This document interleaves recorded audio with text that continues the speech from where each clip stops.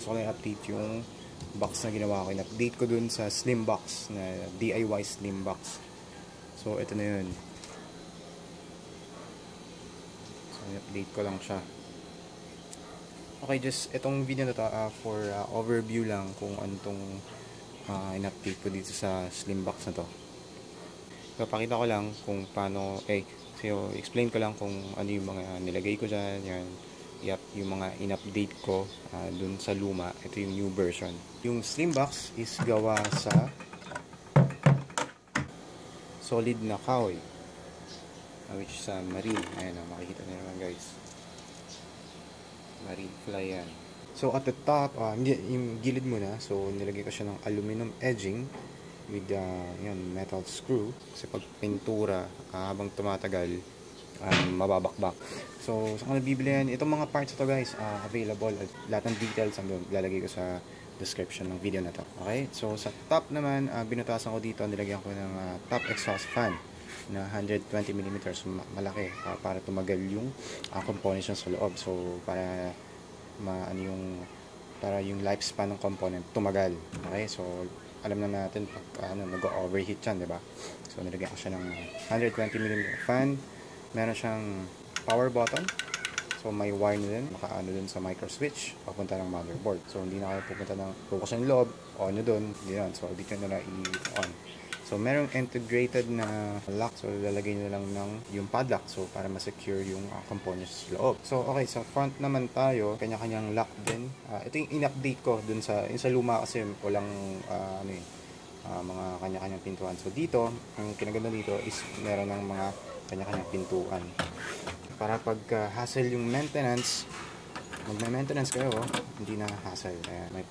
For example, may problem sa coin slot, yan, ibubuksan nyo na lang siya. So hindi nyo nabubuksan lahat ng dito. So sa coin slot na lang kayo, which is very handy. Sa baba naman nito, meron din siyang para ma-double secure yung parts nyo sa loob. Meron din siyang kabitan ng para sa padlock. Okay, so dalawa yan. Meron dito. So included na yun sa box, itong lock. Sa baba din, ito naman yung coin catcher. Kinaganda rin dito, nilakayan ko yung capacity ng coin catcher niya. So hindi ko pa natatesting kung ilan yung coin na kasama. Pero estimated ko siguro abot to mga 3,000 to 4,000 coins na kasya dito. So i-update ko na lang kayo guys kung lalagyan ko pa lahat, kasi yan So medyo malaki yung space niya sa loob ng box niya. Okay, so dito yung timer. Okay, front door opening din. So hindi nyo nabubuksan to, may kanyang pintuan. So mag-harvest kayo, nasa harap na lahat yan. So wala sa likod, yan, kukunin nyo na lang yung coin.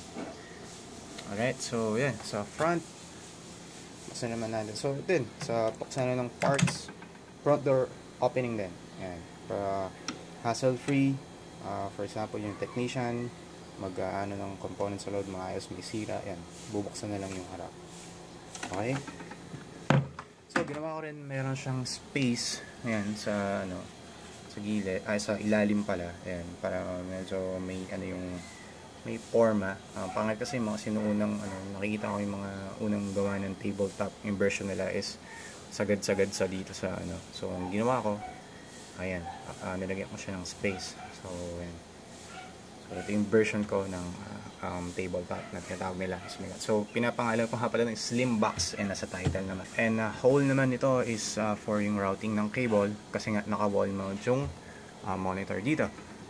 For routing ng cable sa VGA and yung sa power cord ng monitor nyo. Ayan. So Formica din lahat yan, Formica din lahat. So ito yung mount ng for wall mount. Ayan. So kasama na rin lahat yan pagka binili mo yung itong slim box. Okay, so yung pricing and availability nito guys, lalagay ko na lang sa video description yung link kung saan siya available at saan nyo bibilin. So pwede kayong order online. Likod, silipin natin sa likod, meron siyang dalawang hole for routing ng cable in case na yung sa LAN. Okay, doon nyo ipapadaanin. So meron dalawa sa likod. Pwede yung sa USB, pwede rin dito sa USB. Yan. Then yung cord nya for kakabit na to sa AVR. Lalagay yung AVR dyan. So, silipin naman natin yung sa loob. Sa quick ano lang guys, para meron kayong idea.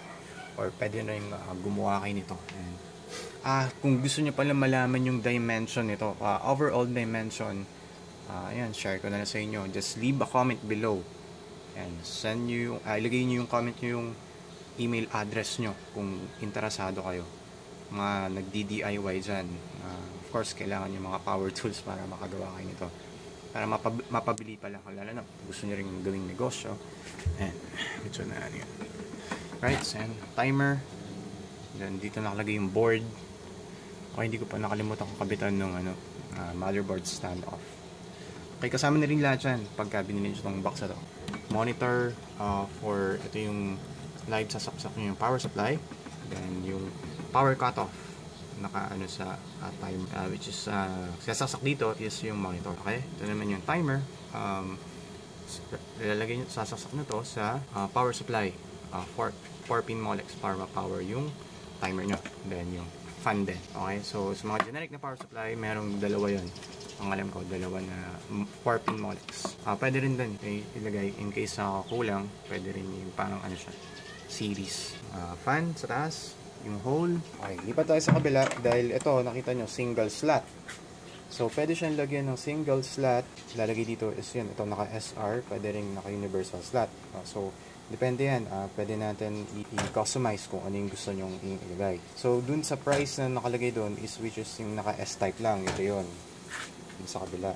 Ito naman, pwede rin siyang available din also on dual slot. So, piso 5. Diba, piso net or mamiso, hindi kayo mahirapan magbilang. So, merong 5. Okay? Medyo nakakahirap yung piso, diba, pag magbibilang kayo. So, pag 5, yun, medyo mapapabilis yung bilang yun. So dual timer din yan. So for front door opening din, medyo sumasayad lang yung niya. In case na sira na yung sensor niyan, pwede nyo rin ayusin kasi ma-access nyo kagad siya sa front door. So napapalitan siya, dual, then single. For example, may 10 pesos na gusto nyo, available din yan guys. Just pinost kong link nandun sa description. So ito naman yun. Ito may lagay ko na yung may mga kable. Sa quick update lang for the wait lang, papakita ko yung na-install yung monitor. So ito guys, yung nakakabit na yung lahat ng components sa loob ng So kinaganda dito sa slim box is makakasave kayo nung case. So no need na ng computer case. So lahat nakasalpak na sa loob ng So pwede pasilip lang sa loob medyo hindi ko mabubuksan guys. So demo ko na lang muna yung pag-on niya. Okay, so on natin. So nakasaksak na yun sa AVR. Itong nandito yung cord. Yung AC cord. In-on ko to. Mamamatay. Ay, wala pa siyang, hindi pa magpa-power on yun. Maghuhulog muna tayo ng piso. On. Power on yung fan. Then yung timer. Okay, so wala pa yung monitor. Naglag tayo piso. Ay, naka 1 minute lang pala. So naka-default siya guys. Ayan, nag-on na yung monitor. Naglag ulit tayo. So naka-on na siya. For the glass installation, pwedeng add-ons. Comment na lang kung iba kasi yung price na may salamin medyo may mahal yung salamin guys and may holder. Kasama na rin yung sa holder pag inan. So ito na yung sample na naka-on yung slim box. Fan. Ayan. Ayan, just sharing this ginawa kong DIY na slim box version ka ng tabletop. Alright, nga pala. Wait.